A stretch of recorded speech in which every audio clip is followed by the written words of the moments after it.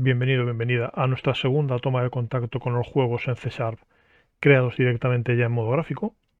En esta ocasión vamos a seguir usando SDL, pero con ciertas clases auxiliares. Una clase hardware, una clase imagen, una clase sprite, que nos simplifiquen un poco el trabajo diario. Y para eso voy a crear un proyecto nuevo, va a ser nuevamente una aplicación supuestamente de consola de .NET Framework, en la que al igual que la otra vez, voy a copiar esta vez alguna DLL más para que también puedan manejar imágenes en formato PNG, dentro de poco tipos de letra TrueType, dentro de pocos sonidos, y también pondré alguna imagen. Pues digo que aplicación de consola de .NET Framework, siguiente. La voy a llamar por ejemplo Mini Freddy porque va a recordar un poco la estética de un tal Electro Freddy, que en esta entrega van a ser solo pinceladas básicas, pero en la siguiente nos acercaremos un poco a cómo era ese juego. Simplificaremos un poco la lógica, pero veremos un vídeo de cómo era el juego original y qué variante de ese juego haremos nosotros. Pues confirmo que sí, que .NET Framework versión 4.7.2, pido que me lo cree y a partir de aquí voy a tomar un instante para preparar el esqueleto básico. En esta entrega nuevamente tendrás dos versiones compartidas, la versión que es el esqueleto casi sin nada y la versión digamos final que muestre nuestra imagen y que la mueva por pantalla. Y como primer paso, insisto, me he llevado unas cuantas DLLs a esa carpeta bin-debug. Verás que están sdl.dll, que es digamos la original de la biblioteca, y tao.sdl, que es la adaptación a C Sharp, pero también otras cuantas. Un mixer para sonidos, un TTF para tipos de letra TrueType, un GFX para dibujar ciertas figuras geométricas, soporte para imágenes PNG e imágenes JPG, y al igual que antes, una de ellas, tao.sdl.dll, la voy a añadir a la referencia de mi proyecto. Voy a referencias,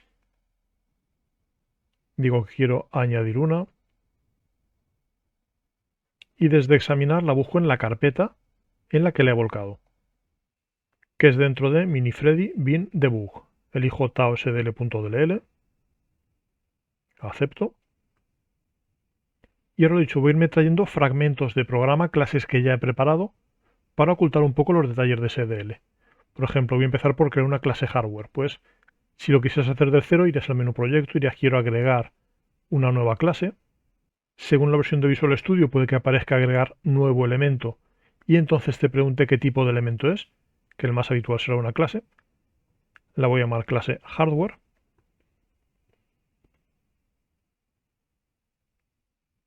Y su apariencia va a ser parecida a esta.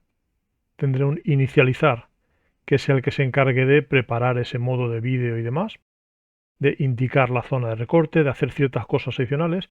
Tendré un borrar pantalla oculta, tendré un dibujar cosas en esa pantalla oculta y tendré un visualizar esa pantalla oculta.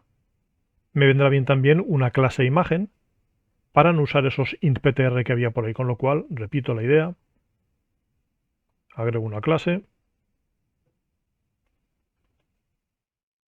y en esta ocasión es una clase que simplemente oculta eso de que hay un puntero interno, simplifica la carga y crea un constructor que se encargue de cargar la imagen por mí. Insisto, ahora veremos cómo utilizarlo.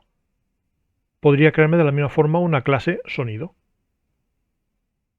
que tendría una apariencia similar, un constructor encargado de cargar, y métodos para reproducir una sola vez ese sonido o reproducir como música de fondo.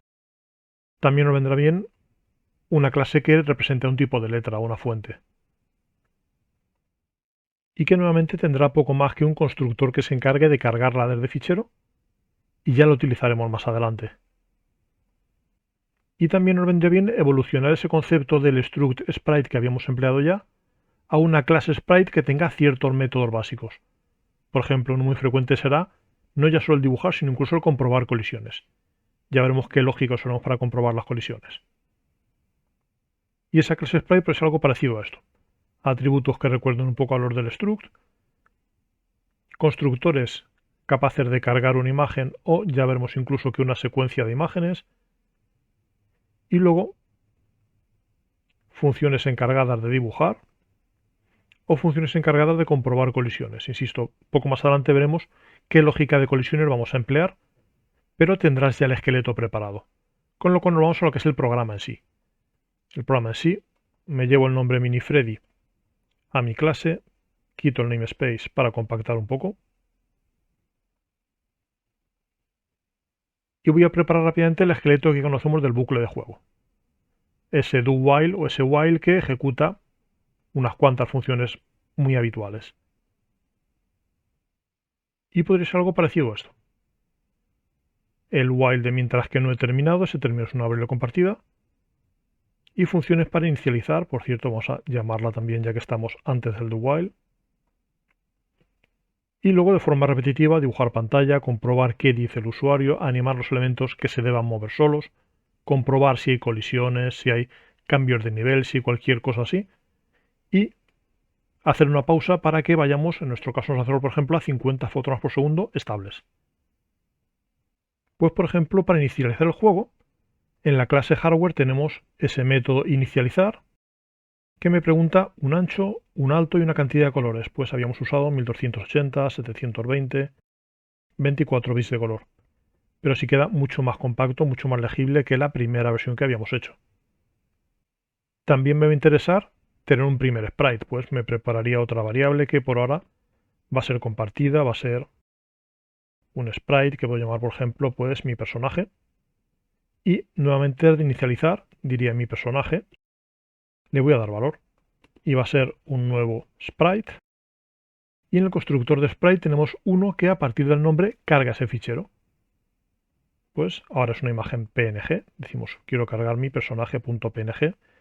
De hecho, voy a preparar varias imágenes y voy a poner todas en la carpeta datos. Con lo cual sería datos o doble barra invertida o una sola barra hacia adelante.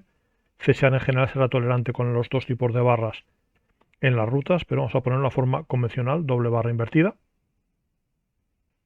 Y nos falta también que esa variable terminado, que todavía no tiene valor, empiece siendo inicialmente false.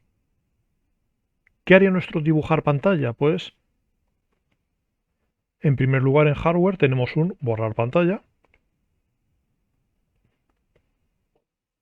Luego podemos tener preparadas unas coordenadas X e Y para el personaje dentro de nuestro cuerpo de programa y controlarla desde aquí, con lo cual diríamos pues quiero mi personaje.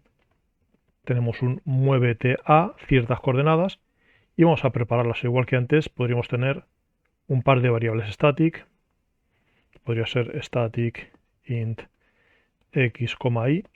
Les damos valor en inicializar, que podría ser al igual que antes pues cerca del centro de la pantalla, por ejemplo, de 1280 cerca de 600 y de 720 pues la i podría ser cerca de 300. Y entonces diría que quiero mover mi personaje a esa x y esa y. Y también diría personaje, quiero que te dibujes.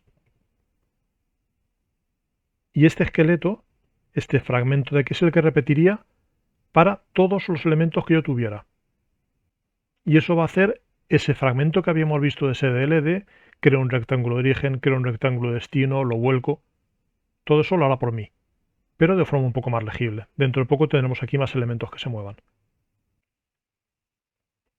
Y finalmente, después de haber dibujado todos ellos, diré quiero ver esa pantalla oculta. Y para eso tenemos un visualizar oculta, que ese doble buffer en el que habíamos ido volcando todo, hace que pase a ser visible. Necesitamos comprobar entre el usuario y por ahora ni vamos a animar nada, ni vamos a comprobar el estado de juego.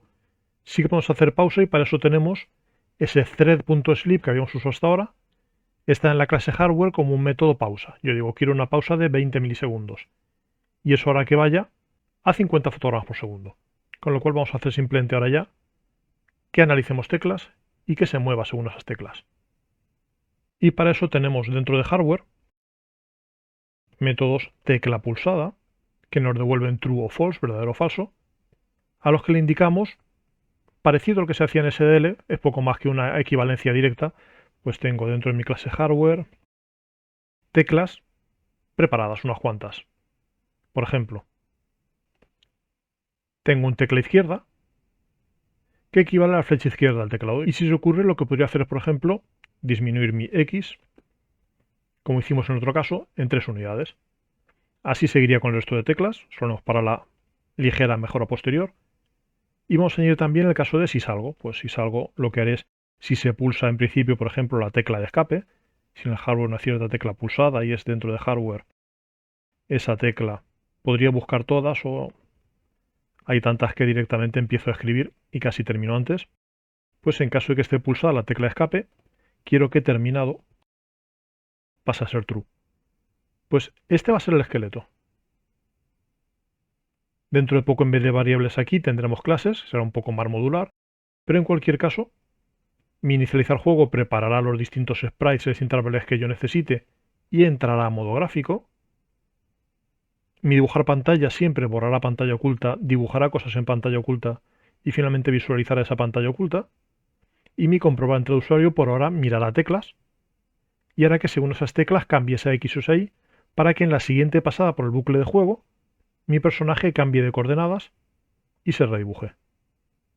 Vamos a comprobar que todo funciona y tendrás compartida esta primera versión. Esa es la apariencia de la aplicación, prácticamente idéntica a la anterior y solo se mueve hacia la izquierda. Pulso cualquier otra tecla y no hace nada. Pulso escape y salgo. E insisto, esta te la comparto como primera versión de esta entrega. Y para la versión un poco más real, vamos a tener un segundo sprite que puedo llamar, por ejemplo, enemigo. Vamos a duplicar la X y la Y para tener una X de enemigo, una Y de enemigo, cosas que ya habíamos hecho en modo texto y que vamos a aplicar ahora también. Vamos a inicializar, a dar un valor inicial a esas dos. Por ejemplo, la X del enemigo puede ser la 100 y la Y del enemigo puede ser la 50.